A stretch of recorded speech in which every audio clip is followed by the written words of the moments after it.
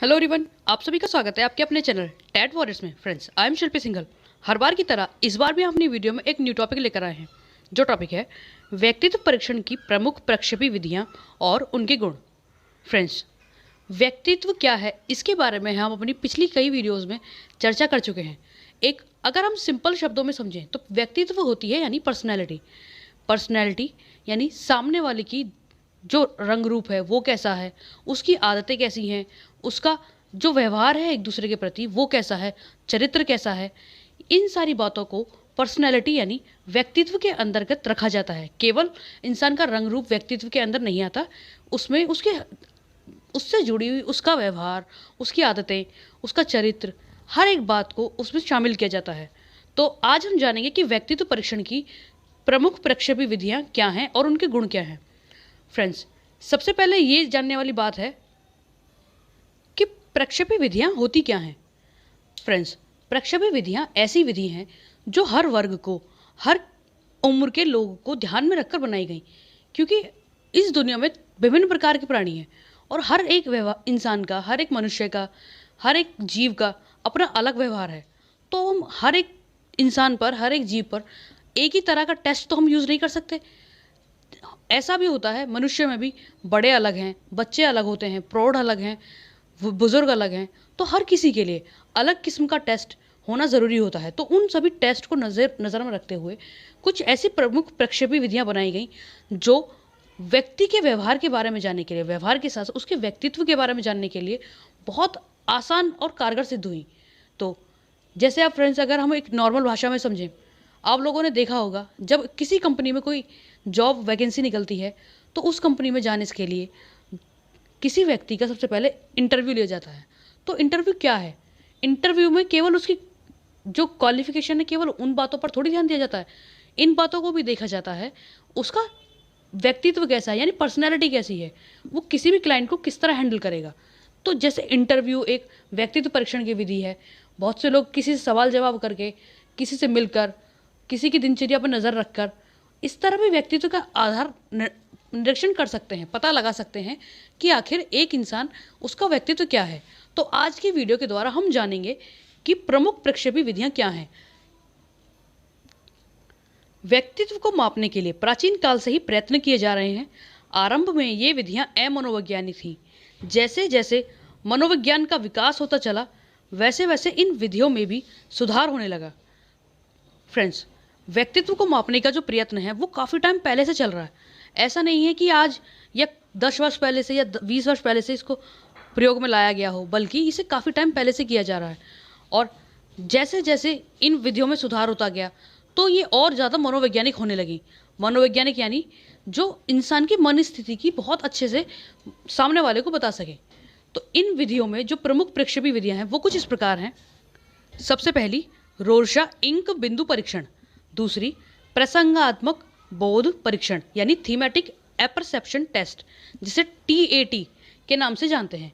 अगला, बालकों का बोध परीक्षण यानी चिल्ड्रंस एपरसेप्शन टेस्ट, जिसे CAT नाम से जानते हैं। अगला, वाक्य पूर्ति परीक्षण यानी सेंटेंस कंप्लीशन टेस्ट यानी SCT।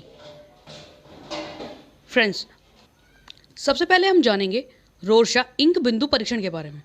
यह परीक्षण सन 1921 में स्विस मनोवैज्ञानिक हरमन रोर्शा ने प्रस्तुत किया। फ्रेंड्स, ये बहुत इंपॉर्टेंट टेस्ट है। अक्सर इसमें पूछा जाता है कि रोर्शा इंक बिंदु परीक्षण टेस्ट किनके द्वारा दिया गया। तो आप इसके बारे में जो मेन पॉइंट है हमने इस वीडियो में वही शामिल किए हैं, तो आप उन सारे पॉइंट्स को बहुत ध्यान से समझें। यह परीक्षण 1921 में स्विस मनोवैज्ञानिक हरमन रोर्शा ने प्रस्तुत किया। इस परीक्षण में 10 कार्ड होते हैं। कार्डों की संख्या भी फ्रेंड्स ध्यान रखनी है, जिनमें 5 सफ़ेद रंग के और 5 काले रंग के और 5 अन्य रंगों वाले होते हैं। इन पर 1 से 10 तक संख्या पड़ी रहती है, जिन्हें एक एक करके परीक्षक दिखाता है और उनमें दिखने वाली आकृतियों को लिख लेते हैं, जिसके आधार पर व्यक्तित्व का अनुमान लगाया जाता है। फ्रेंड्स, इसका मतलब कि इस टेस्ट में 1 से 10 कार्ड होते हैं। उन 10 कार्ड में 5 कार्ड होते हैं काले सफ़ेद रंग के और 5 अन्य रंगों वाले।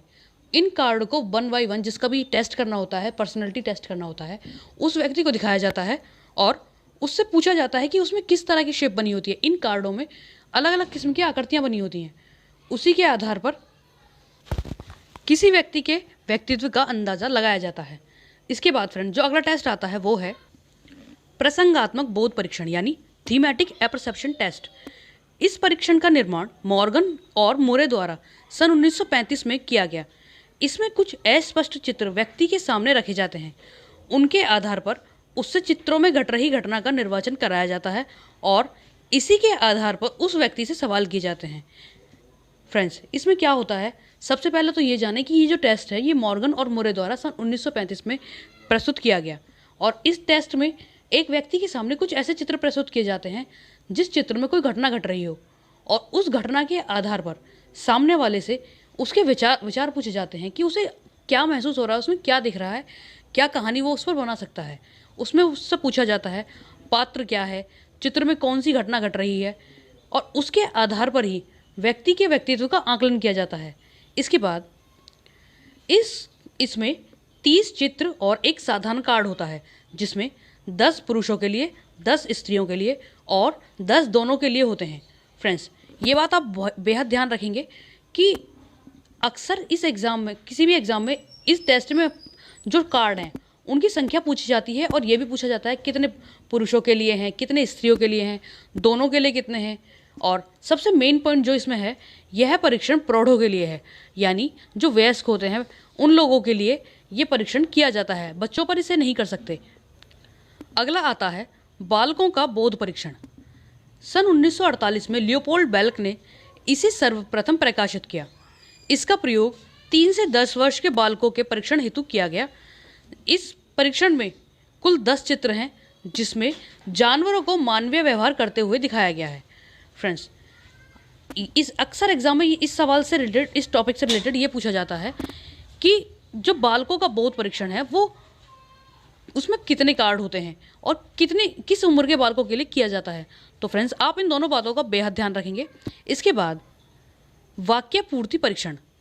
इस परीक्षण को पाइन ने सन 1928 में प्रकाशित किया।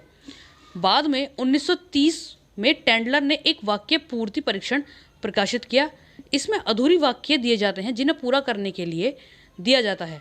फ्रेंड्स, वाक्य पूर्ति जैसा नाम से पता चल रहा है कि इसमें सेंटेंस ही पूरे करने होंगे। अधूरे सेंटेंस दे करके सामने वाले के मन की राय जानी जाती है कि अगर किसी व्यक्ति को कोई अधूरी बात दे दी गई तो उसमें वो किस तरह की बात को ऐड करेगा।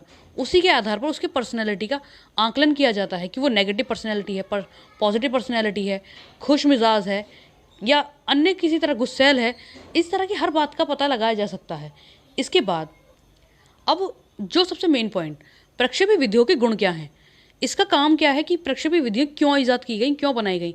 सबसे पहले व्यक्ति की सभी इच्छाओं, चिंताओं और भावनाओं का पता लगाने में सहायक, यानी प्रक्षेपी विधियों के द्वारा बहुत आसानी से, सरल तरीके से व्यक्ति की जो भी इच्छाएं हैं, चिंताएं हैं, भावनाएं हैं, जो भी स्वभाव है उसका, इनका आसानी से पता लगाया जा सकता है। और दूसरी जो मुख्य बात है वो है बालक, प्रौढ़, शिक्षित और अशिक्षित सभी के लिए सहायक, यानी हर किसी के व्यक्तित्व को आकलन करने के लिए इन विधियों का प्रयोग किया जा सकता है। फ्रेंड्स, हमारी आज की इस वीडियो में इतना ही। हमने यह प्रयत्न किया कि इस वीडियो में वो सारे पॉइंट शामिल करें जो आप सभी के लिए एग्ज़ाम की दृष्टि से बेहद इंपॉर्टेंट है और हमारा प्रयास रहेगा कि हम अगली बार कोई ऐसा नया टॉपिक लेकर आएँ जो आप सभी के लिए बेहद इंपॉर्टेंट हो। तो मिलते हैं अगली बार एक नए टॉपिक के साथ। तब तक अपना ध्यान रखें, अपने अपनों का ध्यान रखें और पूरा मन लगाकर, सेफ रहकर अपने एग्जाम्स की तैयारी करते रहें। धन्यवाद।